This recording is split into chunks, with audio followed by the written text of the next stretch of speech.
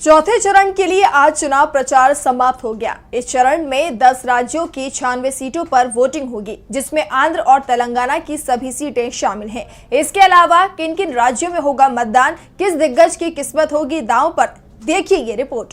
13 मई को 10 राज्यों की 96 सीटों पर वोट डाले जाएंगे, जिसमें से आंध्र प्रदेश की 25, तेलंगाना की 17, यूपी की 13, महाराष्ट्र की 11, मध्य प्रदेश और पश्चिम बंगाल की 8-8, झारखंड और उड़ीसा की 4-4, बिहार की 5 और जम्मू कश्मीर की 1 सीट शामिल है। चौथे चरण में बीजेपी और कांग्रेस के साथ ही कई क्षेत्रीय दलों की किस्मत का फैसला भी होना है।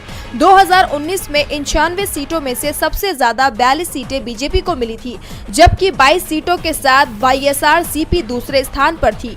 कांग्रेस को 6 और अन्य दलों के हिस्से में 26 सीटें आई थी। 2019 में इन दोनों में से 11 सीटों पर बेहद करीबी मुकाबला हुआ था और जीत का अंतर 7% से भी कम रहा था।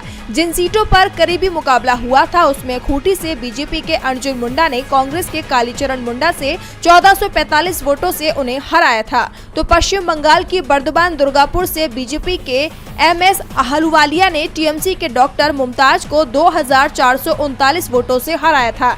इसके अलावा 2019 में आंध्र प्रदेश की 4 और तेलंगाना की 3 सीटों पर जीत का अंतर 7000 से भी कम वोटों का था, जबकि महाराष्ट्र और ओडिशा की 1-1 सीट पर यह अंतर 5000 से भी कम वोटों का था। चौथे चरण में जिन दिग्गजों की किस्मत का फैसला होगा उसमें कन्नौज से सपा चीफ अखिलेश यादव, पश्चिम बंगाल की बहरामपुर से अधीर रंजन चौधरी, जिनका मुकाबला टीएमसी के यूसुफ पठान से है, आसनसोल से शत्रुघ्न सिन्हा, तेलंगाना के हैदराबाद से AIMIM के असदुद्दीन ओवैसी और बीजेपी की माधवी लता, करीमनगर से बंदी संजय कुमार, लखीमपुर खीरी से केंद्रीय गृह राज्य मंत्री अजय मिश्रा टेनी, आंध्र प्रदेश के कडब्बा से YS शर्मिला और झारखंड के खूंटी से अर्जुन मुंडा का नाम शामिल है। चुनाव प्रचार समाप्त होने के बाद इंडिया गठबंधन ने दावा किया है कि पहले 3 चरणों की तरह चौथे चरण में भी उसके पक्ष में ही बहुमत आएगा।